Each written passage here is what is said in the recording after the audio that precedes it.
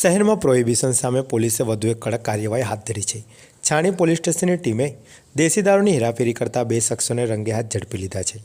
માનનીય police commissioner Shri Narasimha Komar, સંયુક્ત police commissioner doctor લીના પાટીલ, નાયબ police commissioner zone 1 doctor Jagdish Chavda અને એ ડિવિઝનના એસીપી ડીજે ચાવડાના માર્ગદર્શન હેઠળ શહેરમાં પ્રોહી જુગાર જેવી ગેરકાયદે પ્રવૃત્તિઓ સામે કડક કાર્યવાહી માટે સૂચનાઓ આપવામાં આવી હતી।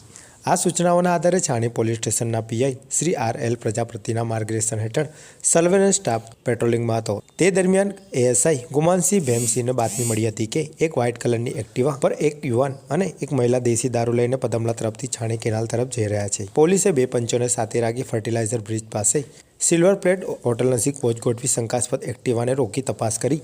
તપાસ દરમિયાન એક્ટિવાના આગળના બેગ અને ડેકીમાં દેશીની મોટી કેફી પાણીની દૂધીઓ મળી આવી।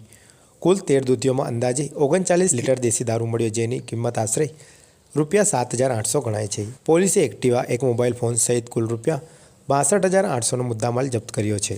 પકડાયેલા શખ્સનું નામ સુનિલભાઈ ગણપતભાઈ તળપદા અને મહિલાનું નામ કંકુબેન મનુભાઈ તળપદા હોવાનું જાણવા મળ્યું છે। છાણી પોલીસે બંને આરોપીઓ સામે પ્રોહિબિશન કાયદા હેઠળ ગુનો નોંધી આગળની તપાસ હાથ ધરી છે।